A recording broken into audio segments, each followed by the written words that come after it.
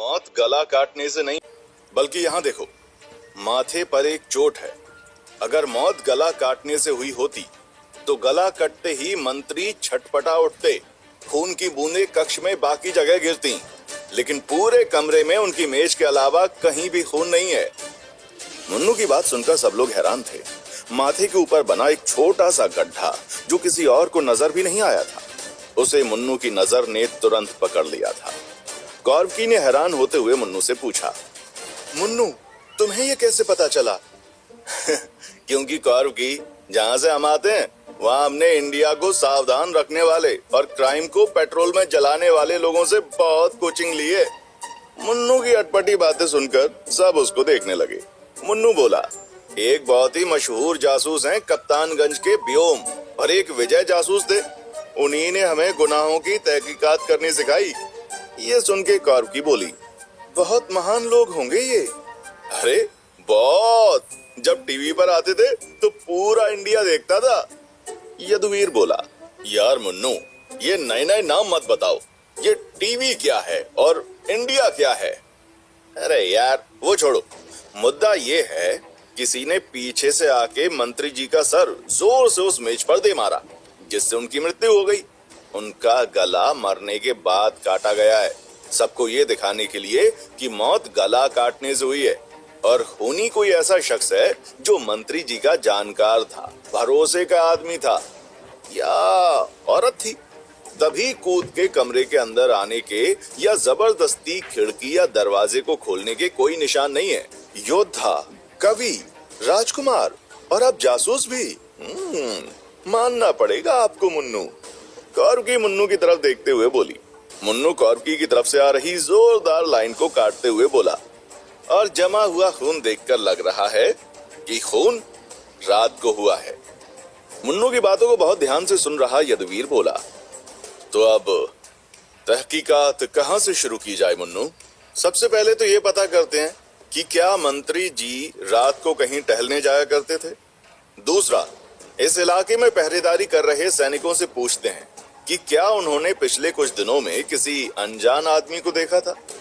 तीसरा, मंत्री जी की पत्नी, वो बताएंगी कि क्या मंत्री जी की किसी से दुश्मनी थी।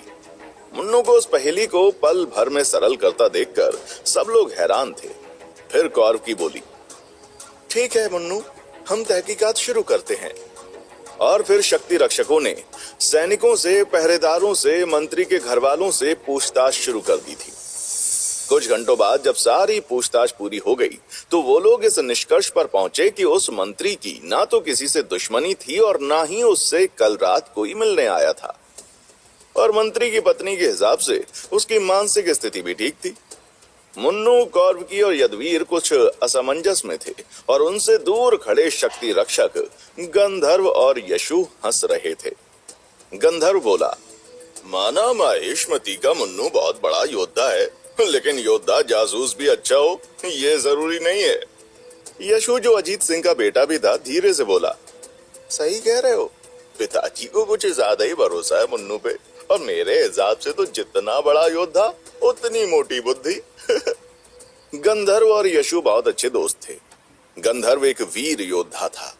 यशु और उसको पहले मुन्नू से चढ़ नहीं थी, लेकिन जिस दिन से कौरकी मुन्नू की तरफ खींची जा रही थी तब से गंधर्व को बुरा लगने लगा था, क्योंकि गंधर्व मन ही मन उसे चाहता था, और क्योंकि गंधर्व देखने में बहुत ही मामूली सा दिखता था, पतला शरीर, सांवला रंग, तो उसकी कभी हिम्मत ही नहीं हुई कि वो अपनी भावनाएं कौरकी के सामने रख सके।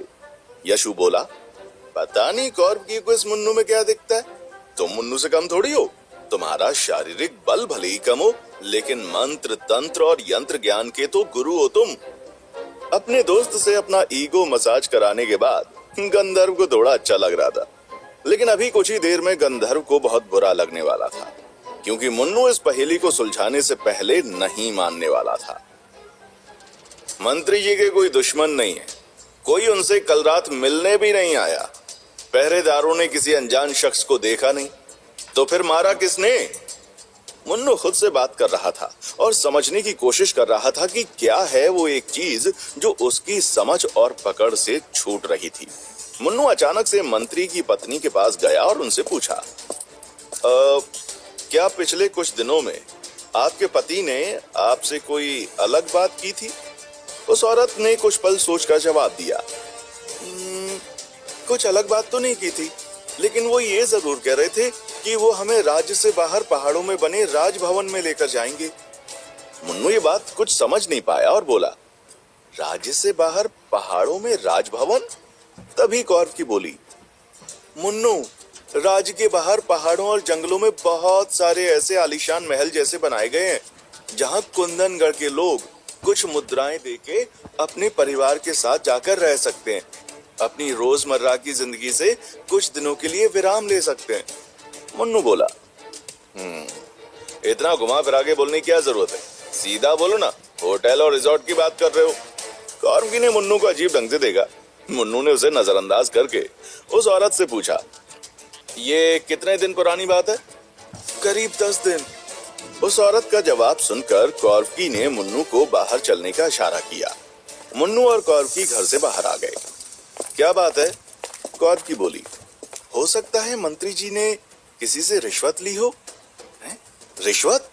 हाँ, और जिससे इन्होंने रिश्वत ली उसने इस डर से कि कहीं ये मंत्री उसे और मुद्राओं के लिए परेशान ना करे या फिर उसका राज बाहर ना आ जाए, मंत्री जी को मार दिया। लेकिन कोई इस मंत्री को किस चीज के लिए रिश्वत देगा? मुन्नू के सवाल के जवाब में कौरव बोली, मुन्नू, इस मंत्री को कुंदनगढ़ के किले की पूर्वी दीवार की रखवाली की जिम्मेदारी दी गई थी और राजमहल के पूर्वी दरवाजे की भी। मुन्नू ये सुनकर हैरान था। अच्छा, यानी कि उसके हाथ में था किसी को भी किले के पूर्वी छोर से अंदर आने देना। मुन्नू को समझ में आ गया था कि क्यों पन्ना जी कह रहे थे कि जो भी हो रहा है वो किसी बड़े मकसद से हो रहा है। मुन्नू को याद आ गया था कि चिंगम दैत्य किले के पूर्वी छोर से ही आया था, यानी कि इस मंत्री के खून के पीछे किसी बड़े खलनायक का हाथ था। ये बात जब मुन्नू ने यदवीर को बताई तो वो परेशान हो गया। किले की दीवार की सुरक्षा एक बहुत बड़ी जिम्मेदारी है। कोई भी मंत्री सिर्फ कुछ मुद्राओं के लालच में ऐसा नहीं करेगा, और फिर इस अपराध में पकड़े जाने की सजा फांसी है।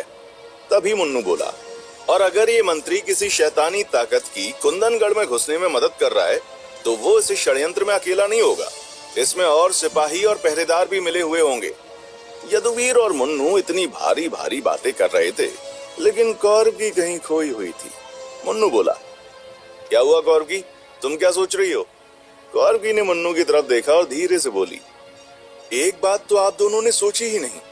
पूर्वी द्वार से सीधी सड़क जाती है राज्य के बीचों बीच यक्षकुंड तक। किसी और द्वार से यक्षकुंड तक पहुंचने का रास्ता काफी घुमावदार है, और 2 दिन बाद जो महायज्ञ यक्षकुंड में होने वाला है, हो सकता है ये रिश्वत पुराने किसी हमले के लिए नहीं, आने वाले किसी खतरे के लिए दी गई हो। मुन्नू और यदवीर कौरव की बात सुनकर हैरान हो गए थे। मुन्नू बोला, हमें अभी किले की पूर्वी दीवार की तरफ जाकर वहां पहरा दे रहे सैनिकों और योद्धाओं से पूछताछ करनी होगी। और फिर कुछ ही देर में वो तीनों बाकी शक्ति रक्षकों को पीछे छोड़कर कुंदनगढ़ के पूर्वी दरवाजे पर खड़े थे। मुन्नू को उस विशाल दरवाजे पर देखकर वहां पहरा दे रहे सैनिकों ने सर झुका लिया। मुन्नू ने उनसे पूछा, इस दरवाजे और किले की दीवार की जिम्मेदारी किस योद्धा को दी गई है? जवाब में एक पहरेदार बोला, कमलपुरी। कहाँ है वो? अभी वो गश्त पर गए हैं। पहरेदार की बात सुनकर मुन्नू बोला, ठीक है, उनको बोलो शक्ति रक्षक दल से योद्धा आए हैं जो कि उनसे मिलना चाहते हैं। मुन्नू ने अपनी बात खत्म भी नहीं की थी कि पीछे से एक भारी आवाज आई, शक्ति रक्षक दल या माहेशमती का मुन्नू। मुन्नू ने पीछे पलट के देखा तो एक लंबा चौड़ा नौजवान उसके पीछे खड़ा था। ये था कमलपुरी। उसकी बात के जवाब में मुन्नू बोला, हम एक शक्ति रक्षक भी हैं। कमल ने मुस्कुराकर मुन्नू, यदुवीर और कौरव को प्रणाम किया और बोला, बताइए, मैं आपके लिए क्या कर सकता हूँ? हम मंत्री दिनेश सिंह के बारे में तुमसे कुछ बात करना चाहते थे। ये सुन के कमल चौंक गया और बोला, बताइए। कल रात उनकी हत्या कर दी गई। जैसे ही मुन्नू ने ये बोला, वो योद्धा कमल चौंक गया। क्या? हाँ, कल रात को किसी ने उनके घर में घुसकर उनका गला काट दिया।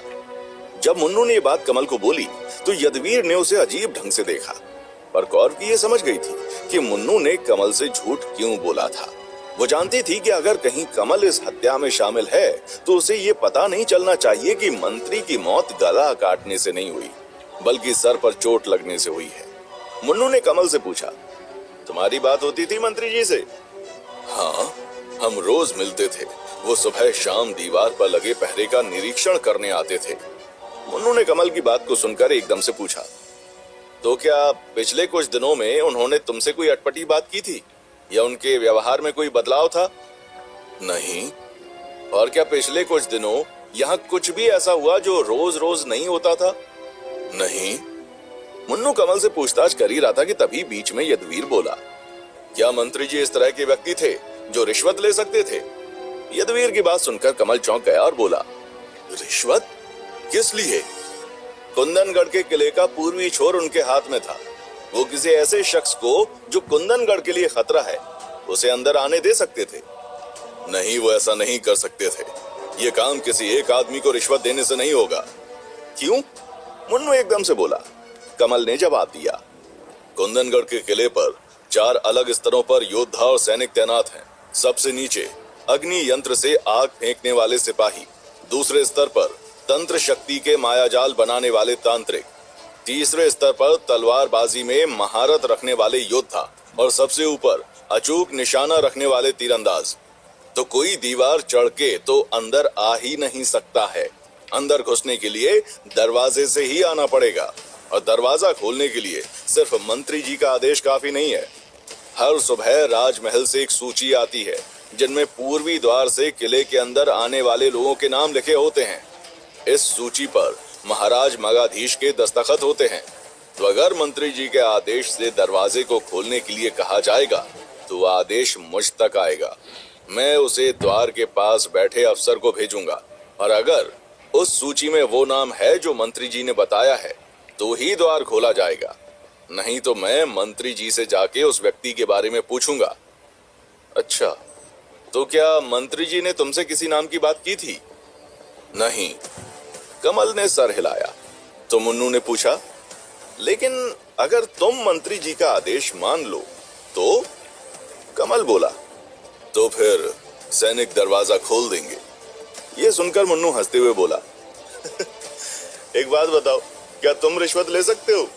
मुन्नू के इस सवाल से कमल के चेहरे पर गुस्से की रेखाएं उमड़ आई थीं। वो गुस्से में दांत पीसते हुए बोला, आप क्या कहना चाहते हैं? मुन्नू बिना किसी भाव के बोला, तुमने कहा था कि किसी एक की रिश्वत लेने से ये काम नहीं हो सकता, लेकिन 2 लोगों के रिश्वत लेने से काम हो सकता है। कमल गुस्से में बोला,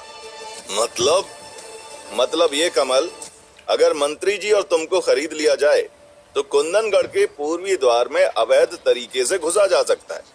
तो बताओ, क्या तुमने रिश्वत ली?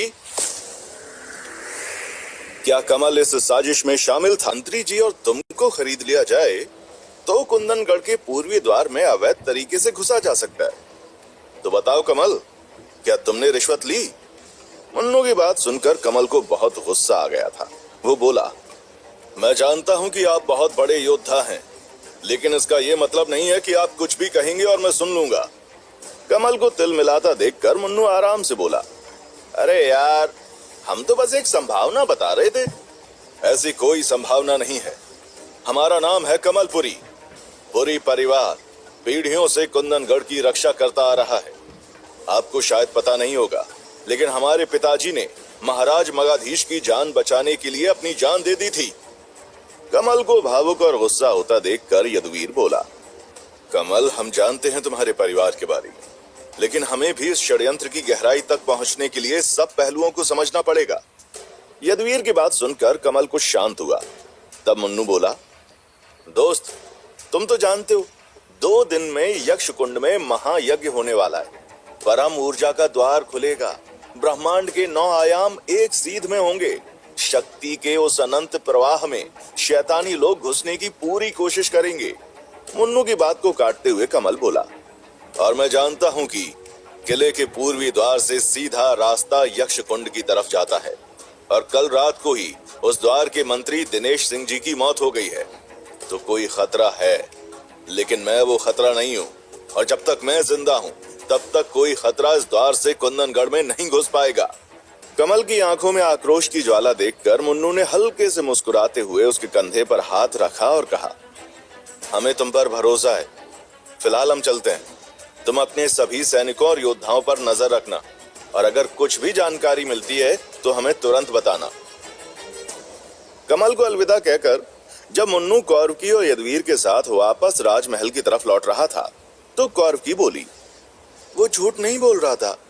मुन्नू ने कहा, लग तो हमें भी ऐसे ही रहा है, लेकिन फिर सवाल ये उठता है कि किसने मंत्री जी की हत्या की। मुन्नू और कौरवकी की बात को बीच में रोकते हुए यदुवीर बोला, इस मामले को सुलझा लेंगे, लेकिन फिलहाल हमें परसों होने वाले महायज्ञ पर ध्यान देना चाहिए। वहां किसी भी तरह का शैतानी हमला हो सकता है और महायज्ञ का अच्छे से पूरा होना ही फिलहाल हमारा मकसद है। कौरवकी और मुन्नू यदुवीर की बात मान गए थे। अगले 2 दिन तक पूरे राज्य में चारों तरफ सैनिक फैला दिए गए थे। योद्धा 24 घंटे गश्त पर रहते थे। किले के अंदर बाहर जो भी आ जा रहा था उस पर खास नजर रखी जा रही थी। किले की दीवारों पर पहरा अब और भी बढ़ा दिया गया था। सभी शक्ति रक्षक राजमहल की रखवाली कर रहे थे। यक्ष कुंड के चारों तरफ बहुत भारी पहरा था और फिर आया यज्ञ का दिन। सुबह की पहली किरण के साथ मुन्नू राजमहल में बने अतिथि गृह के बाहर खड़ा था, जहां मंदाकिनी रह रही थी। मुन्नू को वहां देखकर वो अपने कक्ष से बाहर आई। वो दोनों राजमहल के अतिथि गृह के बाहर बने बगीचे में खड़े थे। दोनों चुप खड़े एक दूसरे को देख रहे थे। मुन्नू की चमकती आंखें मंदाकिनी की सुलगती आंखों से बहुत सारी बातें कह रही थीं। आखिर में मुन्नू बोला, मंदाकिनी, तुम हमें कब तक माफ नहीं करोगी? जब तक मुझे दर्द होना बंद नहीं हो जाता। मुन्नू ने मंदाकिनी को देखा। उसकी आंख से बहता आंसू उसकी सुलगती हुई त्वचा पर धीरे से भाप बन गया था। मुन्नू बोला, अगर तुम हमारी जगह होती तो क्या करती? मैं तुम्हारी जगह हो ही नहीं सकती। इस तरह की चुनौती वीर योद्धाओं की किस्मत में ही होती है। अगर हम आभा की बात नहीं मानते तो वो हमें आगे का मार्ग नहीं बताती। हम सच कह रहे हैं। मंदाकिनी मुस्कुराकर बोली, ये तुम्हें मुझे बताने की जरूरत नहीं है। मैं तुम्हारी आंखों को पढ़ना जानती हूँ मुन्नू, और मैं जानती हूँ कि शायद तुम गलत नहीं हो। तुमने जो किया वो उस वक्त के हिसाब से सही होगा। बस मुझे अच्छा नहीं लग रहा। मुन्नू समझ नहीं पा रहा था कि वो मंदाकिनी से क्या बोले। उसने आगे बढ़ के मंदाकिनी का हाथ पकड़ा और फिर पूछा, तो हम क्या करें? इंतजार, ये सही नहीं है। एक बात बताओ, अगर यही काम हमने किया होता तो तुम क्या करते? मंदाकिनी की इस बात को सुनकर मुन्नू चुप हो गया। मंदाकिनी कुछ पल खड़ी मुन्नू को देखती रही और फिर उसने मुन्नू को गले लगा लिया और धीरे से मुन्नू के कान में बोली, भूल जाओ ये सब। जाओ, आज महायज्ञ होने वाला है। तुम्हें ही पूरी सुरक्षा को संभालना होगा। तुम्हारी और मेरी बातें आज खत्म नहीं होंगी। मैं भी आऊंगी यज्ञ में। मुन्नू और मंदाकिनी अलग हुए और फिर मुन्नू मंदाकिनी से बोला, वैसे तुम्हारे पिताजी सरदार होशी भी आ रहे हैं इस महायज्ञ के लिए। चाहो तो उनसे मिल लेना। ये कहकर मुन्नू ने मंदाकिनी को माथे पर चूमा और मुड़ के वहां से चला गया। वो नहीं जानता था कि कैसे उसके और मंदाकिनी के बीच ये दीवार टूटेगी, और फिलहाल उसने इस सवाल का जवाब ढूंढना भी बंद कर दिया था। मुन्नू यक्ष कुंड जा पहुंचा था। कुछ ही समय में महायज्ञ शुरू होने जा रहा था। आसमान में सूरज की किरणें आज एक अलग ही लालिमा बिखेर रही थीं। आज इस यज्ञ में पूरा राज परिवार अपने पूर्वजों से पूरे राज्य की सुरक्षा और खुशहाली का आशीर्वाद मांगने वाला था। यज्ञ में शामिल होने वाले सारे अतिथि कुंदनगढ़ पहुंच चुके थे। कुंदनगढ़ के किले के सभी द्वार बंद कर दिए गए थे। अब जब तक यज्ञ पूरा नहीं हो जाता, राज्य में कोई आ नहीं सकता था और राज्य से कोई जा भी नहीं सकता था। कल से ही राज्य के अंदर बने सभी सरायों की जांच शुरू हो गई थी। जितने भी संदिग्ध लोग थे, उन्हें या तो राज्य से बाहर निकाल दिया गया था या फिर कारावास में कैद कर लिया गया था। राज्य में सभी खाने पीने की दुकानें, सभी मनोरंजन की जगहें बंद कर दी गई थी। 100 से भी ज्यादा योद्धा यक्ष कुंड पर तैनात थे। इस पूरी सुरक्षा का जिम्मा था शक्ति रक्षकों पर और शक्ति रक्षकों का जिम्मा था मुन्नू पर। मुन्नू यदुवीर के साथ यक्ष कुंड के पास ही खड़ा था। वो चारों तरफ देखते हुए बोला, हमारे कप्तानगंज में भी रिपब्लिक डे पर ऐसी सुरक्षा होती है। यदुवीर ने मुन्नू को अजीब तरह से देखा पर कुछ बोला नहीं। यज्ञ की शुरुआत होती थी आसमान की पूजा के साथ। वो आकाश जो एक छत की तरह राज्य को शरण देता था। राज्य के सभी योगी आकाश देव को राज्य में शांति बनाए रखने के लिए धन्यवाद करते थे। राज मुन्नू इस अहम यज्ञ की सुरक्षा का जिम्मा उठाए खड़ा था। उसके साथ खड़ी कौरवकी उसे यक्ष कुंड तक पहुंचने के अलग अलग तरीकों के बारे में बता रही थी। कहते हैं कि रुद्रदेव से भी पहले स्वर्ग के किसी महान योद्धा ने, जिसका नाम इतिहास के पन्नों में कहीं खो गया था, उसने धरती में अपनी प्रचंड ऊर्जा शक्ति का तीर मारा था और धरती के सीने से अमृत फटके बाहर निकला था। वहां एक कुंड बन गया था, यक्ष कुंड। कौरवकी से माहेशमती की हिस्ट्री का यक्ष कुंड वाला लेसन लेते लेते मुन्नू चारों तरफ अपनी नजरें भी दौड़ा रहा था। वो धीरे से बोला, पूर्वी छोर से सीधा रास्ता आता है कुंड तक, सबसे आसान मार्ग है, तो जाहिर है कि हम सबसे ज्यादा सुरक्षा वहीं रखेंगे। ये बात दुश्मन को भी पता होगी, तो हमें नहीं लगता कोई भी शैतानी शक्ति या दुश्मन उस रास्ते से आएगा। एक बात बताओ, बाकी के रास्ते कहां से आते हैं? कौरवकी मुन्नू की बात बहुत ध्यान से सुन रही थी।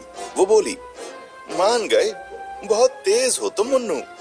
तेज नहीं है, बस बात इतनी है कि चोर को पकड़ने के लिए चोर की तरह सोचना पड़ता है। चोर वहां से कभी नहीं आएगा जहां पहरा ज्यादा है। सबसे कम पहरा कहाँ है? सबसे कम पहरा राज्य के दक्षिणी छोर पर है। वो रास्ता राजमहल से होकर आता है। वहां ज्यादा सिपाही या सैनिक नहीं होते, क्योंकि बहुत सारे शक्ति रक्षक वहां होते हैं। वहां से कुंदनगढ़ में घुसना मौत को गले लगाने जैसा है।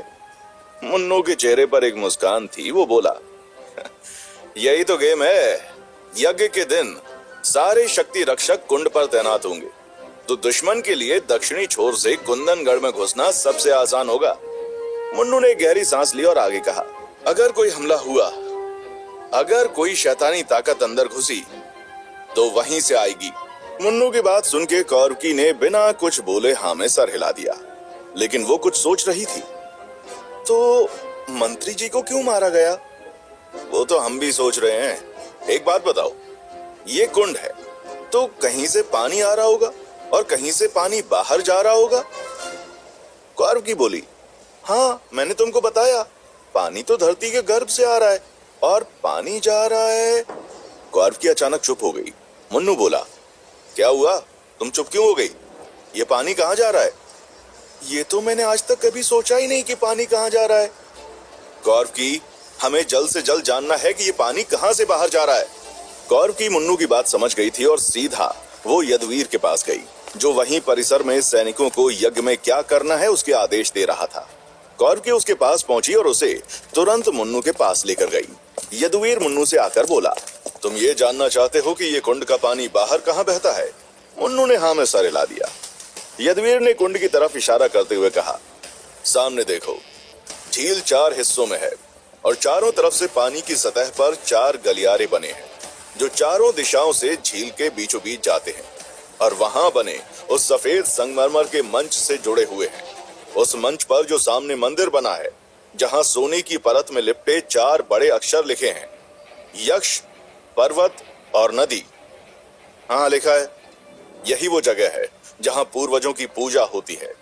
धरती के गर्भ से निकल रहा अमृत इस मंदिर के अंदर सोने के अक्षरों के ठीक नीचे बने एक छोटे से छेद से निकलता है और वहीं उसी मंदिर के अंदर से वो वापस झील में गिरता है, झील के तीसरे हिस्से में, और वहां से पानी के नीचे एक बहुत बड़ी सुरंग से वो बाहर निकल जाता है। मुन्नू तुरंत बोला, हाँ, तो कहाँ निकलता है? मुन्नू अब थोड़ा परेशान था। उसे लग रहा था कि जिस तरफ से पानी कुंड से बाहर निकलता है, उस तरफ से झील में घुसा जा सकता था। यदुवीर कुछ सोचकर बोला, उसके लिए तो मुझे स्वर्ण शास्त्र प्रयोगशाला जाना पड़ेगा। वहीं पर पूरे राज्य में बनी हर इमारत के नक्शे रखे हैं। मुन्नू एकदम से बोला, तो चलते हैं? यदुवीर कुछ हिचकिचाते हुए बोला, अभी नहीं जा सकते। प्रयोगशाला खुलेगी महायज्ञ के बाद, तब तक बहुत देर हो जाएगी। ये कहते हुए मुन्नू अगले ही पल यक्ष कुंड के परिसर से बाहर निकला। उसने एक सीटी बजाई और उस आवाज को सुनकर कुंदनगढ़ के आसमान में लहराता हुआ जबा मुन्नू के सामने जमीन पर आकर रुका। मुन्नू तुरंत जबा पर सवार हुआ। चलो दोस्त, सीधा जाना है स्वर्ण शास्त्र प्रयोगशाला। कुछ ही पलों में मुन्नू आसमान में था और थोड़ी ही देर में वह स्वर्ण शास्त्र प्रयोगशाला पहुंच गया था। उसकी दोस्त सोने वाली सोनिया उसका वहां इंतजार कर रही थी। मुन्नू को उस कक्ष में ले जाते हुए जहां पूरे राज्य की इमारतों के नक्शे रखे थे, सोनिया पूछ रही थी, मुन्नू तुम्हें नक्शा क्यों चाहिए? कुंदनगढ़ के नीचे बनी सुरंगों का और यक्ष कुंड का? पहले नक्शा दे दो, फिर सवाल करना। ठीक है।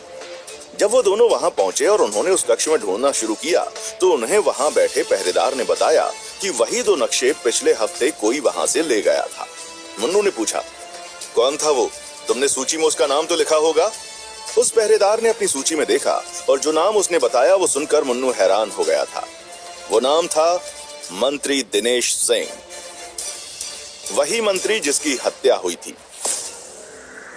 क्या षड्यंत्र सिंह? मुन्नू ने यह नाम जब पहरेदार के मुंह से सुना तो उसकी आंखें फटी की फटी रह गईं।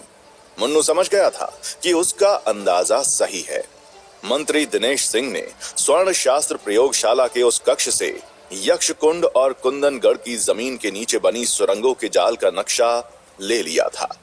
महायज्ञ के दिन जरूर जमीन के नीचे बनी इन सुरंगों में, जिनमें पानी बहता है, कोई वहां से यक्ष कुंड तक पहुंचने की कोशिश करेगा।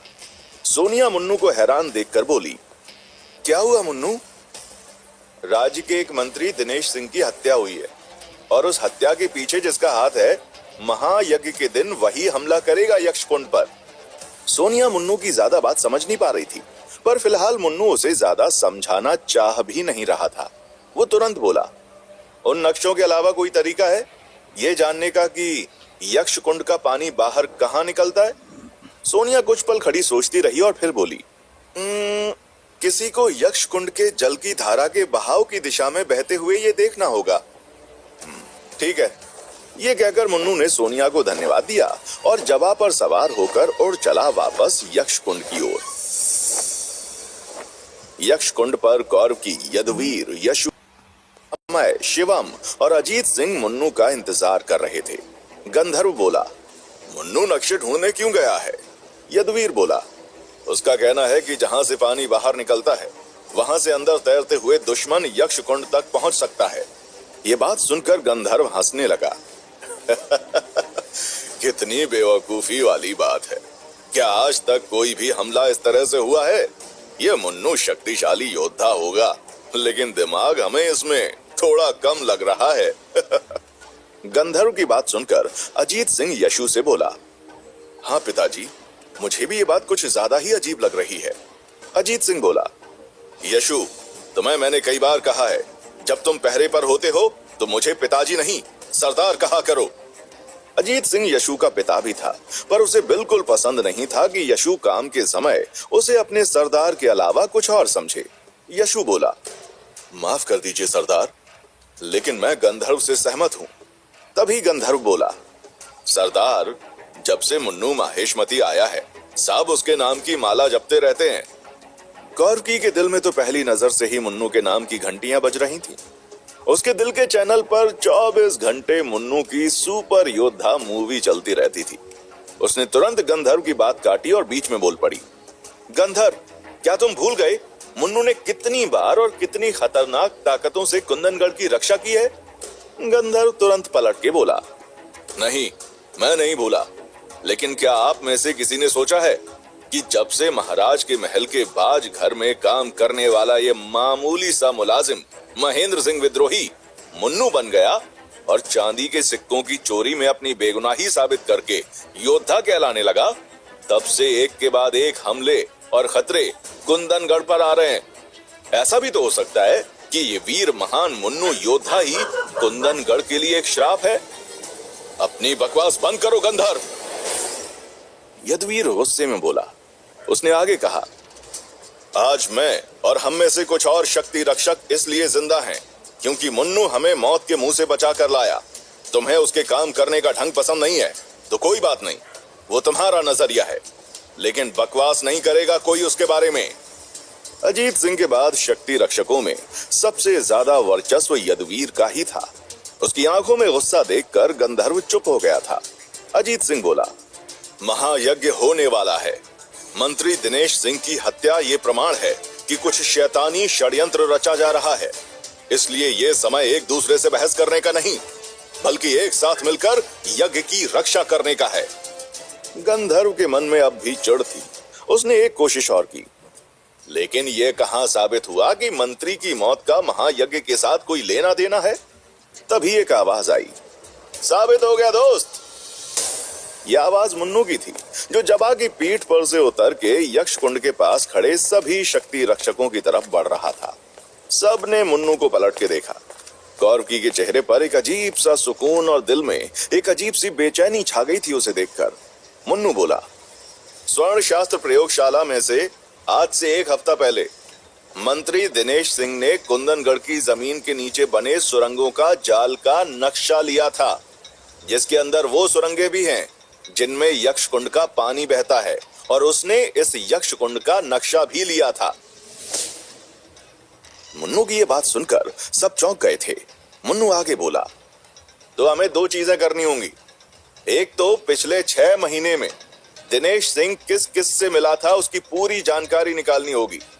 उसकी बीवी और उसके साथी दोस्तों और साथी मंत्रियों और योद्धाओं से पूछकर यह पता करना होगा कि क्या कोई ऐसा व्यक्ति था जिसका उससे मिलना आम बात नहीं थी।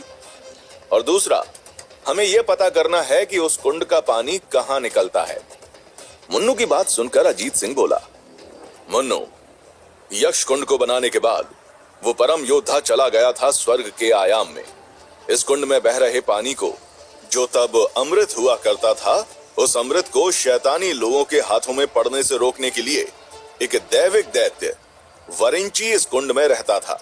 वरिंची के बारे में कहा जाता था कि उसकी पीठ पर एक ऐसी तलवार लगी थी जो पूरे स्वर्ग को खत्म कर सकती थी। जो दिव्य जीव अमर थे उन्हें मौत दे सकती थी। वरिंची को उस परम योद्धा ने ये जिम्मेदारी दी थी कि हजारों साल बाद उसका वंशज आएगा और वो तलवार वो उसे देगा, और फिर वो इस कुंड को उस योद्धा के हवाले करके इस कर्तव्य से मुक्त हो जाएगा। कौरव की बोली, तो फिर क्या हुआ? अजीत सिंह ने आगे बताया, हजारों साल बाद युद्ध देव रुद्र आए। वही थे उस स्वर्ग के परम योद्धा के वंशज। वो तलवार वरिंची से लेकर उन्होंने इस कुंड के अमृत को जल बना दिया और अमृत का तत्व इस कुंड में से ले लिया। उसने यहां से दुनिया के सभी 9 आयामों को जोड़ा और अमृत को कहीं दूसरे आयाम में भेज दिया, अपने पूर्वज परम योद्धा की रखवाली में। ये कहानी है, तभी जब सभी 9 आयाम एक सीध में आते हैं उस दिन महायज्ञ होता है। ये भी एक कहानी है यक्ष कुंड की। मुन्नू बोला, अच्छा, और वो वरिंची कहां गया? कहते हैं वरिंची उस तलवार को युद्ध देव रुद्र को सौंपने के बाद माहेशमती के पश्चिमी छोर पर स्थित तिलिस्मी लाल सागर में विलीन हो गया। ये बात सुनते ही जैसे मुन्नू के शरीर में एक अजीब सी सिहरन दौड़ पड़ी। मुन्नू बोला, लाल सागर? यानी लाल सागर से वापस यक्ष कुंड तक पहुंचा जा सकता है? लाल सागर के पार ही टियनशान राज्य है। उस राज्य के पास ही बारूद का अनंत भंडार है। उन्हीं के पास बारूद से यंत्र और हथियार बनाने का विज्ञान है। हाँ, हमारी पिछली चुनौती में पहाड़ों के अंदर सैलेमेंडर दैत्य बारूद की रखवाली करता मिला था। इतना कहने के बाद मुन्नू पल भर के लिए सोचता है और फिर बोला, हमला बाहर कुंदनगढ़ के किले के किसी द्वार से नहीं होगा, लाल सागर से ही हमला होगा, और वही लाल सागर से होते हुए पानी के अंदर से घुसेंगे वो यक्ष कुंड में, और उधर कोई सुरक्षा भी नहीं है। मुन्नू की बात सुनकर सब हैरान हो गए थे। मुन्नू उस गंभीर माहौल को हल्का बनाने के लिए हंसते हुए बोला, अब हमसे आप लोग ऑटोग्राफ मत मांगने लग जाना। मुन्नू ने फिर गंधर्व को देखा और कहा, लेकिन एक बात का ध्यान जरूर रखना दोस्त, कि प्यार से लोग हमें पापा कहते हैं। यदुवीर मुन्नू से बोला, जो अभी भी गंधर्व को देख रहा था। पापा का क्या मतलब होता है? मुन्नू मुस्कुरा के बोला, पापा मतलब हम मतलब पापा। कौरव की, जिसका दिल एकदम गार्डन गार्डन हो चुका था मुन्नू को देखकर और उसकी बातें सुनकर, वो बोली, समझ गए, पापा का मतलब हम। मुन्नू ने कौरव की तरफ देखा और उसकी आंखों में अपने लिए वो अलग वाली लुक देखकर वो मन ही मन बोला, अबे यार, ये बहन जी कहाँ नो एंट्री में चली आ रही हैं? इन्हें तो पता है कि बचपन में ही हमारा गौना हो गया था। पहले से हमारी कुंडली में मंदाकिनी के नाम की मेहंदी लग गई थी। जन्म लेते ही हमने मंदाकिनी के नाम का मंगलसूत्र अपनी आत्मा को पहना दिया था। तभी अजीत सिंह बोला, बहुत खूब मुन्नू, मान गए तुम्हें। खैर मैं तो तुम्हें पहले भी मानता था, लेकिन कुछ समझदार योद्धा जो तुम्हारी समझ पर भरोसा नहीं कर पा रहे थे, उन्हें भी मुझे लगता है समझ में आ ही गया होगा कि तुम सही कह रहे हो। मुन्नू बोला, तो चलिए शुरू करते हैं, काम बहुत है। ठीक है मुन्नू, तुम यदुवीर और यशु तीनों जाओ और माहेशमती के पश्चिमी ध्वज पर लाल सागर के तट पर जाकर देखो क्या कोई खतरा वहां इंतजार कर रहा है। और कौरव, शिवम और गंधर्व, तुम तीनों पता करो कि पिछले 6 महीने में मंत्री दिनेश सिंह किस किस से मिले थे। कौरव को ये बात अच्छी तो नहीं लगी थी कि उसे मुन्नू से अलग भेजा जा रहा था, लेकिन मुन्नू को काफी सुकून था कि उसे कौरव की आहों से छुटकारा मिलने वाला था। और बस कुछ ही देर में मुन्नू आसमान में जबा पर सवार यदुवीर और यशु के साथ लाल सागर की ओर बढ़ रहा था। यदुवीर और यशु अपने अपने बाज पर सवार थे। यदुवीर मुन्नू से बोला, मुन्नू तुम्हें पता है ना कौरव की तुम्हारी दीवानी होने लगी है। पता है। खैर मनाओ कि सिर्फ हमें ही पता है, अगर मंदाकिनी को पता चल गया ना तो वो छोड़ेगी नहीं उसे। बहुत ज्यादा गुस्सा है उसका, हमसे पूछो। मुन्नू की बात सुनकर यदुवीर बोला, एक बात बताओ, कुछ झगड़ा चल रहा है क्या तुम दोनों लोगों के बीच में? कुंदनगढ़ के युद्ध के बाद से वो तुम्हारे साथ दिखी नहीं हमें। यदुवीर की बात सुनकर मुन्नू के चेहरे पर हल्की सी मुस्कुराहट आ गई और वो बोला, क्या कहें यदुवीर भाई, अपने कर्म भुगत रहे हम, बाकी लाइफ है, कभी खुशी तो कभी गम। मुन्नू बहुत समझदार था। उसने बहुत जल्द कुंदनगढ़ और माहेशमती पर मंडरा रहे इस षड्यंत्र की कई परतें खोल दी थीं। लेकिन इस नए खतरे से सुलटने के चक्कर में मुन्नू अपने पुराने दुश्मनों को भूल गया था। मुन्नू के पुराने दुश्मन महारानी महातांत्रिका यक्षिनी और कांस्य नगरी का युवराज, उन दोनों के पास खबर आ चुकी थी कि मुन्नू लाल सागर की ओर बढ़ रहा था। वो जान गए थे कि मुन्नू ने यह पता कर लिया था कि टियन शान राज्य की तरफ से ही शैतानी ताकतों का हमला होगा। यक्षिनी के राजमहल के निजी कक्ष में वो दोनों ये बातें कर ही रहे थे। युवराज बोला, टियन शान संदेश भेज देना चाहिए कि मुन्नू उसकी तरफ आ रहा है। युवराज की बात सुनकर यक्षिनी बोली, उसकी कोई जरूरत नहीं है युवराज, क्योंकि इस बार मुन्नू ने देर कर दी है। मुन्नू के लाल सागर पहुंचने से पहले कुंदनगढ़ का काल कब का अंदर घुस चुका होगा इस पानी की धारा में। ये सुनकर युवराज हंसते हुए बोला, जयराज की कुर्बानी व्यर्थ नहीं गई। माहेशमती का मुन्नू अब पहले की तरह नहीं रहा, कमजोर हो गया है वो। जयराज मर गया, लेकिन मुन्नू को कमजोर कर गया। आज का मुन्नू पहले की तरह अजय नहीं है, हार सकता है वो। युवराज के चेहरे पर एक अजीब सा सुकून था। युवराज की बात सुनकर यक्षिनी बोली, हार सकता नहीं, हारेगा वो। मुझसे विवाह करने के लिए मजबूर हो जाएगा वो।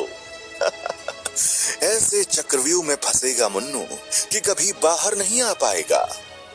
हाँ, महायज्ञ, महाश्राप बनेगा कुंदनगढ़ और फिर मुन्नू के लिए।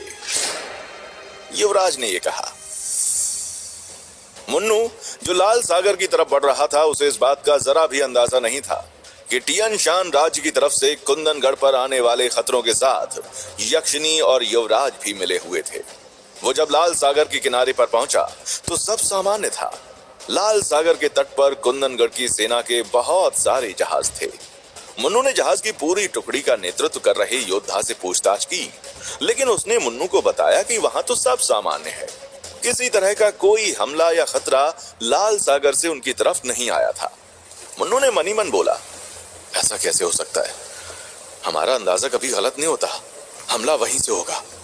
फिर मुन्नू एकदम से बोला, हम पानी के अंदर जाकर देखेंगे।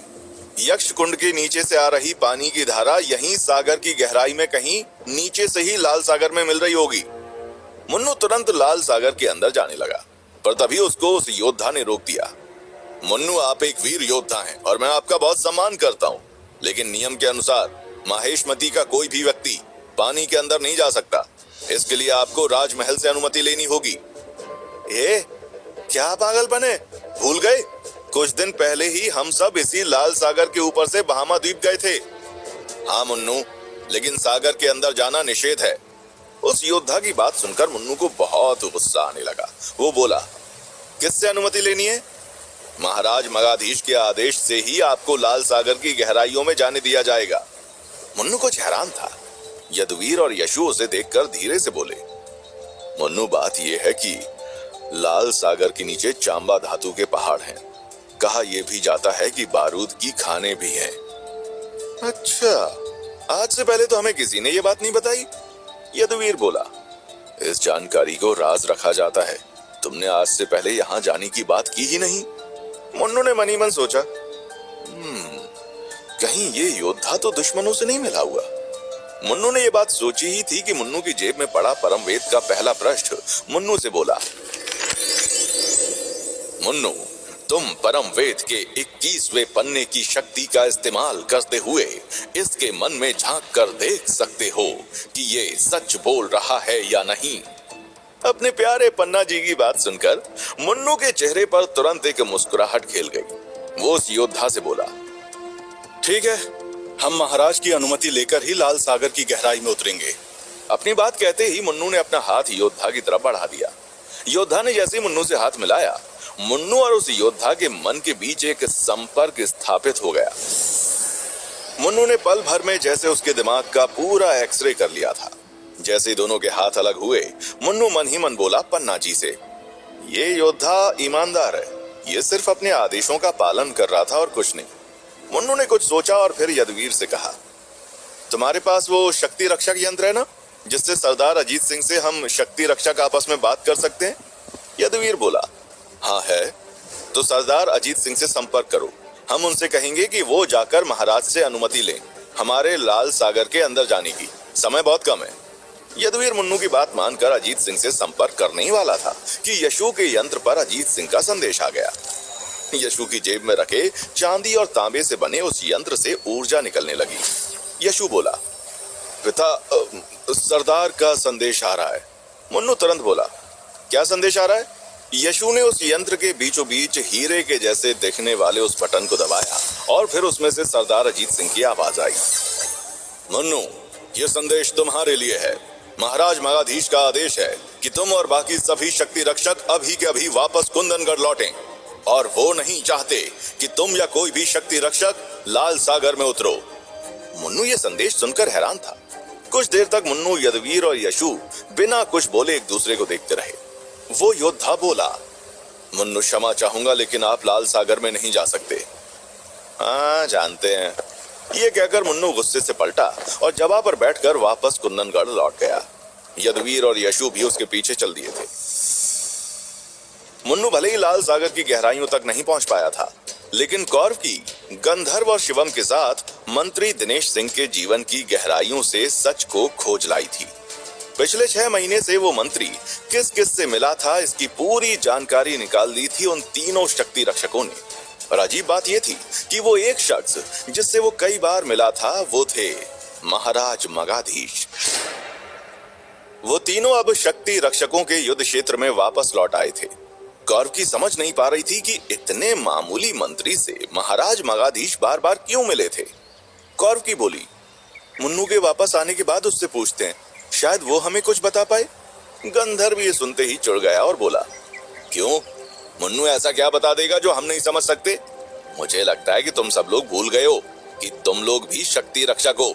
तुमने भी उन्हीं परीक्षाओं को पार किया था जो मुन्नू ने की थी। गंधर्व को चिढ़ता हुआ देखकर शिवम बोला, तुम इतना चिढ़ते क्यों हो मुन्नू से? मैं उससे चिढ़ता नहीं, लेकिन मुझे हर समय मुन्नू के नाम की माला जपना अच्छा नहीं लगता। ये कहकर गंधर्व युद्ध क्षेत्र से चला गया। देर रात को मुन्नू, यदुवीर और यशु वापस कुंदनगढ़ लौटे। वो तीनों सीधा यक्षकुंड पर पहुंचे, जहां अजीत सिंह और बाकी शक्ति रक्षक उनका इंतजार कर रहे थे। मुन्नू, जो अजीत सिंह की बात से उस पल में गुस्सा था जब से उसने संदेश सुना था, वो सीधा अजीत सिंह के पास गया और बोला, यह आपने क्यों किया? क्या? अजीत सिंह ने पूछा। आपने हमें लाल सागर में जाने की अनुमति क्यों नहीं दी? आप जानते थे कि जो हम सोच रहे थे उस बात में बहुत दम था। इससे पहले अजीत सिंह इस बात का जवाब देता, एक आवाज आई, मन्नू, ये फैसला अजीत सिंह का नहीं, मेरा था।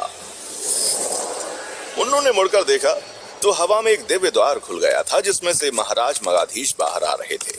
महाराज बोले, हम नहीं चाहते थे कि तुम और बाकी के शक्ति रक्षक इस बेवकूफी भरे काम में अपना समय बर्बाद करो। तुम्हें यहाँ रहकर यज्ञ की रक्षा करनी है। लेकिन महाराज, लाल सागर के जरिए, मुन्नू की बात को बीच में ही काटते हुए महाराज बोले, तुम शायद नहीं जानते मुन्नू, लेकिन लाल सागर के अंदर किसी भी प्रकार की शैतानी शक्ति का जीव नष्ट हो जाता है। ये तिलिस्म खुद युद्ध देव रुद्र का बनाया हुआ है। वहां से कोई भी बुरी शक्ति कुंदनगढ़ में नहीं घुस सकती। इसलिए मैंने तुम्हें और तुम्हारे साथियों को वहां जाने के लिए मना कर दिया। मुन्नू मगाधीश की बात सुनकर चुप हो गया था, जबकि महाराज की बात सुनकर गंधर्व के चेहरे पर एक हंसी आ गई थी। वो धीरे से यशु से बोला, बहुत बड़ा षड्यंत्र खोजा था माहेशमती के मुन्नू ने। कहा था मैंने सबसे, इसका नाम जपना बंद करो। कौरवगी को गंधर्व का मुन्नू का मजाक उड़ाना बिल्कुल भी अच्छा नहीं लग रहा था। महाराज मगाधीश अजीत सिंह और मुन्नू के यक्ष कुंड से राजमहल जाने के बाद उसने गंधर्व से पूछा, तुम्हें इतना मजा क्यों आ रहा है? तुम्हारी मुन्नू से क्या दुश्मनी है? मेरा छोड़ो, तुम्हें इतना ज्यादा बुरा क्यों लग रहा है मुन्नू के लिए? तुम्हारी उससे इतनी भी क्या दोस्ती है? गंधर्व के सवाल को सुनकर कौरवगी थोड़ी हड़बड़ा गई थी। गंधर्व फिर बोला, पता है ना, उसका विवाह महारानी यक्षिणी से तय किया जा चुका है और बाकी उसका प्रेम प्रसंग अग्नि शक्ति की धनी शुंभ कबीले की राजकुमारी आर्या से चल रहा है, जिसे वो बहुत ही प्यार से मंदाकिनी बुलाता है। तो उसके और तुम्हारे बीच कुछ नहीं होने वाला। गंधर्व की बात सुनकर कौरवगी गुस्से से झल्ला गई और बोली, लेकिन तुम्हारे और मेरे बीच बहुत कुछ हो सकता है। गंधर्व चौंक कर बोला, क्या? और अगले ही पल कौरवगी की दोनों हथेलियों के बीच से ऊर्जा की एक प्रचंड लहर निकली और गंधर्व के सीने में जाकर लगी। गंधर्व उड़ता हुआ उस कुंड में जाकर गिरा। शायद इस कुंड में गिर के तुम्हारी सोच साफ हो जाए और तुम्हें अक्ल आ जाए कि मुझसे बहुत सोच समझ के बात करनी चाहिए। यदुवीर और बाकी के शक्ति रक्षक जो ये पूरी घटना देख रहे थे, गंधर्व पर जोर जोर से हंसने लगे और फिर से कुंड की रखवाली करने अपनी अपनी पोजीशन पर चले गए। वहीं दूसरी ओर राजमहल में मगाधीश के सामने खड़े थे मुन्नू और अजीत सिंह। महाराज मुन्नू से बोले, मन्नू, मैं जानता हूं तुम्हें लाल सागर में ना जाने देने के मेरे फैसले से तुम खुश नहीं हो, लेकिन यही सही है। मुन्नू को मगाधीश की बात बिल्कुल भी अच्छी नहीं लगी थी। उसने बेमन से बोल दिया, महाराज, आप राजा हैं कुंदनगढ़ के, जो आपको लगता है वही सही है। मुन्नू के जवाब में दबी शिकायत समझकर महाराज बोले, बात सिर्फ ये नहीं है कि लाल सागर में शैतानी शक्तियां घुस नहीं सकती। बात यह है कि टियन शान राज्य के योद्धा, जिनसे तुमने कैलासा जाते समय युद्ध किया था, अभी भी तुम्हें ढूंढ रहे हैं और लाल सागर में किसी भी माहेशमती के रहने वाले या टियन शान के रहने वाले का बिना राजा के अनुमति के जाना अपराध है। मुन्नू एक पल रुका और मगाधीश से बोला, एक बात बोले महाराज? हाँ बोलो।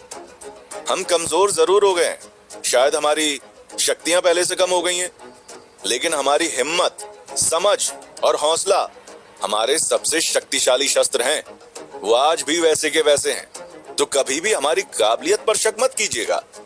मुन्नू की बात सुनकर महाराज बोले, कोई पागल ही होगा जो राज्य के सबसे शक्तिशाली योद्धा पर यकीन नहीं करेगा। मुन्नू की ये बात सुनकर दिल में थोड़ा सुकून महसूस हुआ और मुन्नू को उसी पल याद आया कि उसे महाराज मगाधीश से कुछ बातों के बारे में पूछताछ भी करनी थी। एक तो उस पुस्तकालय के निषेध क्षेत्र में जाने की जानकारी, दूसरा मंत्री दिनेश सिंह के बारे में कि आखिर क्यों मगाधीश उससे इतनी बार मिले थे, और सबसे बड़ी बात, मगाधीश ने मुन्नू को कभी ये क्यों नहीं बताया कि वो उनके राजमहल के बाज घर में काम करता था। महाराज, हम आपसे कुछ बात करना चाहते हैं अकेले में। कुछ सवाल हैं जिनके जवाब हमें सिर्फ आप दे सकते हैं। इससे पहले मुन्नू अपने सवाल मगाधीश के सामने रखता वो बोले, मुन्नू, हम तुमसे आराम से बैठकर बात करेंगे, लेकिन महायज्ञ के बाद। महाराज, कुछ बहुत ही जरूरी बातें थी। फिलहाल महायज्ञ से ज्यादा जरूरी कुछ भी नहीं है। और अगर तुम हमारी बात मानकर बस यज्ञ खत्म होने तक वहां तैनात रहोगे तो महायज्ञ में कोई शैतानी ताकत खलल नहीं डाल पाएगी। ये कहकर महाराज मगाधीश वहां से चले गए और मुन्नू भी अजीत सिंह के साथ यक्ष कुंड के परिसर की ओर निकल गया। मुन्नू जब यक्ष कुंड पहुंचा, रात के अंधेरे में मुन्नू को दिखी एक सुलगती हुई आकृति। मुन्नू का इंतजार कर रही थी उसकी मंदाकिनी। मुन्नू मंदाकिनी को देखते ही खुशी से खिल उठा। मंदाकिनी, तुम यहाँ? हम जानते थे कि तुम हमें माफ कर दोगी। हम अब सब ठीक कर देंगे। जैसे महायज्ञ पूरा होगा हम हस्तर के शहर के सफर पर चलेंगे, यक्षिणी के साथ किए अटूट वचन से मुक्त हो जाएंगे और फिर हम तुरंत विवाह कर लेंगे। उत्सुक मुन्नू की बात को बीच में ही काटते हुए गंभीर भाव से मंदाकिनी बोली, मुन्नू, मैं अलविदा कहने आई थी। मैं काजू के पास जा रही हूं। मंदाकिनी के मुंह से बात सुनकर मुन्नू के पैरों तले जमीन निकल गई थी। उसे लगा था कि किसी ने उसके दिल में ऊर्जा की जलती हुई तलवार घोंप दी थी। मैं अलविदा कहने आई थी। मैं काजू के पास जा रही हूं। मंदाकिनी के मुंह से बात सुनकर मुन्नू के पैरों तले जमीन निकल गई थी। उसे लगा था कि किसी ने उसके दिल में ऊर्जा की जलती तलवार घोंप दी थी। क्या? हाँ मुन्नू, मैं जा रही हूं यहां से। लेकिन क्यों? क्योंकि मुझे थोड़ा सा वक्त चाहिए। मैं जानती हूं कि शायद तुम गलत नहीं हो, लेकिन मैं उस बात को भूल नहीं पा रही हूं। शायद तुमसे थोड़ी सी दूरी हमारे बीच के फासलों को कम कर दे। मंदाकिनी की बात सुनकर मुन्नू का दिमाग घूम गया था। वो बोला, जब दो लोग जो एक दूसरे को चाहते हैं उनके बीच फासले आ जाते हैं, वो दूर जाने से नहीं, एक दूसरे को माफ करने से खत्म होते हैं। मुन्नू की बात सुनकर मंदाकिनी कुछ देर खड़ी उसको देखती रही और फिर बोली, मुझे यहाँ अच्छा नहीं लग रहा है। मुझे कुछ दिनों के लिए जाने दो। मैं जानती हूँ कि शायद इस वक्त तुम्हें मेरी सबसे ज्यादा जरूरत है, लेकिन मैं इस वक्त खुद अपने होश में नहीं हूँ। काजू के यहाँ जाऊंगी, कुछ दिन वहां रहूंगी तो शायद सब ठीक लगने लगे और फिर मैं वापस आ जाऊं। मंदाकिनी, तुम हमारी हो, वापस तो तुम्हें आना ही होगा। और रही बात हमें तुम्हारी जरूरत होने की, तो ऐसा है ना कि हमारे हर पल को तुम्हारे हर पल की जरूरत है। हमारी हर सांस को तुम्हारी सांस का साथ चाहिए, लेकिन वो किसी खतरे से बचने के लिए नहीं, और ना ही इसलिए कि अब हमारी शक्तियां पहले से कम हो गई हैं। माहेशमती के मुन्नू का कोई कुछ नहीं बिगाड़ सकता। मुन्नू के मुंह से निकल रहे ये शब्द अलग होने के दर्द से कांप रहे थे।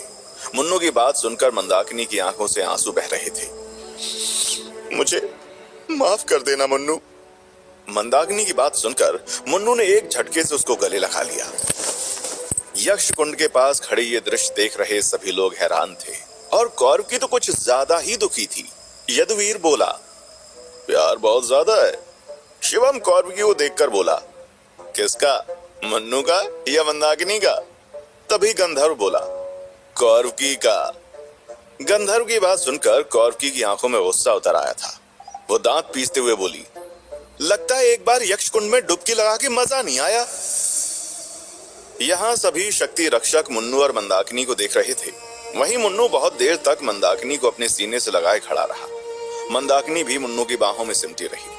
फिर मुन्नू एकदम से मंदाकिनी से अलग हुआ और बोला, जाओ। और ये कहकर वो मंदाकिनी की तरफ पीठ करके खड़ा हो गया। मंदाकिनी ने मुन्नू को देखा जो दूसरी तरफ आसमान में चांद को देख रहा था। मंदाकिनी बिना कुछ बोले वहां से जाने लगी। वो कुछ ही कदम उससे दूर गई थी कि तभी मुन्नू बोला, हम इंतजार करेंगे राजकुमारी आर्या, हमारी मंदाकिनी के वापस आने का। और जितनी बार आसमान में चांद को देखोगी, ये सोच लेना कि तुम्हारा चकोर तुम्हारी राह देख रहा है। हो सके तो जल्दी आना। मंदाकिनी की आंखों से आंसू बह रहे थे और फिर कुछ ही पलों में उसके पूरे शरीर से अग्नि की लपटें निकलने लगीं। माया के शैतानी रूप से मिली ज्वाला शक्ति ने मंदाकिनी को एक जलते हुए उल्का पिंड की तरह बना दिया था और फिर वह आसमान की ऊंचाइयों में उड़ती हुई वहां से चली गई। मुन्नू ने एक बार भी मुड़कर उसे जाते हुए नहीं देखा। वह आसमान में आंखें गड़ाए चांद को देखता रहा। मुन्नू समझ गया था कि दुनिया में अपने प्यार से नफरत करने से ज्यादा दर्द मौत भी नहीं देती। कुछ देर के बाद मुन्नू यक्षकुंड के पास खड़ा पानी में देख रहा था जब गंधर्व उसके पास आया। अभी तक सूरज नहीं निकला था। रात का आखिरी अंधेरा भी आसमान में फैला हुआ था। सुबह की ठंडी हवा मुन्नू के चेहरे पर बर्फ के कांटों की तरह चुभ रही थी, लेकिन वो ठंडी हवा भी मुन्नू के सीने में जल रही आग को शांत करने में नाकाम थी। गंधर्व बोला, मुन्नू एक बात बताऊं तुम्हें, प्यार का चक्कर एक योद्धा के लिए अच्छा नहीं होता। प्यार एक योद्धा को कमजोर कर देता है। यक्ष कुंड के पानी में मंदाकिनी के चेहरे की छवि को ढूंढ रहा मुन्नू बोला, अगर प्यार ना हो गंधर्व तो योद्धा बन ही नहीं सकता कोई। मुन्नू, महायज्ञ के बाद मैं तुम्हें प्रेम नगरी में लेकर चलूंगा। इतनी सुंदर सुंदर लड़कियां वहां, बार बार हर कदम पर प्यार होगा तुम्हें। शिवम जो दूर खड़ा गंधर्व की बात सुन रहा था गुस्से में बोला, हमेशा ये गिरी हुई बातें करना जरूरी होता है क्या? गंधर्व बोला, इसमें गिरा हुआ क्या है? क्या महाराज मगाधीश नहीं बुलाते प्रेम नगरी से सुंदर लड़कियां? शिवम चिल्लाया, गंधर्व बंद करो अपनी ये बकवास। गंधर्व बोला, अबे जिस दिन तुम मिल लोगे ना रोमा से उस दिन उससे मिलने जाना दुनिया का सबसे जरूरी काम बन जाएगा और बाकी सब फालतू हो जाएगा। मुन्नू शिवम और गंधर्व की बहस सुनकर परेशान हो गया था, तो बिना किसी भाव के बोला, ठीक है गंधर्व, कुछ दिनों के बाद हम चलेंगे प्रेम नगरी रोमा से मिलने, लेकिन क्या हम ये बात महायज्ञ की बात करें? शिवम समझ गया था कि मुन्नू ने बहुत ही समझदारी से गंधर्व को चुप करा दिया था। शिवम मुन्नू से बोला, कुछ परेशान से हो, क्या बात है? मुन्नू बोला, महाराज कुछ भी बोले, लेकिन हमारा दिल कहता है कि हमला इसी कुंड से होगा, दुश्मन यहीं से घुसेगा। मुन्नू ने ये बात बोली ही थी कि तभी उन सबके कानों में नगाड़ों की आवाजें गूंजने लगी थी। मुन्नू बोला, ये क्या आवाज आ रही है? यदुवीर पीछे से चलता हुआ आया और बोला, महायज्ञ की शुरुआत हो गई है। कुंदनगढ़ की सड़कों पर हजारों लोग निकल आए थे। वो सब हाथों में तोहफे लिए बढ़ रहे थे यक्ष कुंड के परिसर की तरफ, और कोई भी किसी बाज या घोड़े या किसी तरह की सवारी पर नहीं था। सब लोग चल के जा रहे थे। कुंड के परिसर की दीवारों पर पहरा दे रहे योद्धाओं ने कहा, हजारों लोग सड़कों पर निकल आए हैं और सबसे आगे पूरा राज परिवार चल रहा है। मुन्नू ने पूछा, सब लोग चल के क्यों आ रहे हैं? यदुवीर ने जवाब दिया, यही कायदा है, अपने पूर्वजों, अपने वीरों के सामने साधारण मनुष्यों की तरह ही आना होता है। अजीब सा दृश्य था। मुन्नू ने ऐसा आज तक कभी नहीं देखा था। मुन्नू ने अपनी ऊर्जा को अपने पैरों में केंद्रित कर लिया और ऊपर आसमान में उड़ गया।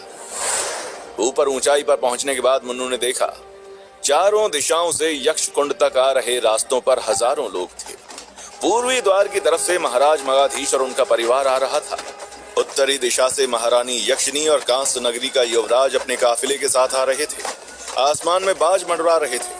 पूरे माहेशमती से तांत्रिक, यांत्रिक, योगी, योद्धा आ रहे थे यक्ष कुंड की तरफ। कुंदनगढ़ की हर इमारत पर लोग खड़े शंखनाद कर रहे थे। मुन्नू कुंड परिसर के पूर्वी द्वार पर यदुवीर के साथ आकर खड़ा हो गया था। मुन्नू ने आज पहली बार मगाधीश का पूरा परिवार देखा था। राजकुमार किशुक, उसके साथ थी राजकुमारी वैदेही, उनके अलावा जवान लड़के लड़कियों के साथ में थी बहुत ही सुंदर सी दिखने वाली औरतें। मुन्नू ने यदुवीर से पूछा, ये दो औरतें कौन हैं? यदुवीर बोला, एक तो रानी है किशुक और वैदेही की माँ, और दूसरी वो थोड़ी सी मोटी दिखने वाली, वो मगाधीश की बीवी जैसी है। मुन्नू ने हैरान होकर देखा उन दोनों औरतों को। मुन्नू ने पूछा, और रानी और दूसरी औरत के पीछे वो जवान लड़के लड़की कौन है? यदुवीर बोला, किशुक और वैदेही के अलावा 12 लड़के और 4 बेटियां और हैं महाराज की दूसरी औरतों से। पीछे से गंधर्व बोला, उनमें से कई औरतें प्रेम नगरी की हैं। कुछ ही देर में सारा राज परिवार और उनके सभी लोग यक्ष कुंड के परिसर के अंदर आ गए थे। मुन्नू भी मगाधीश के साथ खड़ा था। मगाधीश बोला, मुन्नू, कुंदनगढ़ के 1/3 के राजकुमार हो, तो तुम्हें भी इस पूरे यज्ञ में हमारे साथ शामिल होना होगा।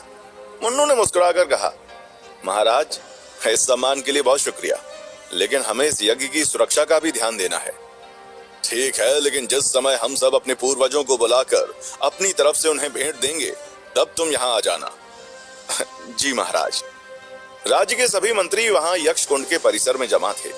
कुछ ही देर में महायज्ञ के लिए बनाए गए एक विशाल हवन कुंड में यज्ञ शुरू हो गया था।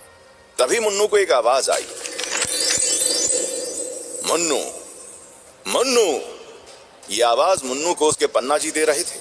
हवन कुंड में अजीब अजीब आहूतियां दी जा रही थी। प्रचंड मंत्रों का जाप चल रहा था। मुन्नू समझ नहीं पा रहा था कि इस हवन के बीच पन्ना जी उसे क्यों बुला रहे थे। यक्षिनी, युवराज सब इस हवन में लीन थे। आवाज फिर आई, मुन्नू, जल्दी मेरी बात सुनो। मुन्नू तुरंत हवन कुंड से दूर हो गया और परिसर के एक कोने में जाकर बोला, पन्ना जी क्या हो गया? परमवेद के पन्ने का जवाब आया, मुन्नू, इंडस के कीस तुम्हें बुला रहे हैं, अभी इसी वक्त। पन्ना जी की बात सुनकर मुन्नू तुरंत यक्ष कुंड के परिसर की दीवार के पास बने एक खाली कक्ष में गया। मुन्नू ने अपनी जेब से वो बक्सा निकाला जिसमें उसने वो शीशा रखा हुआ था, जिससे उसे इंडस का आयाम दिखता था।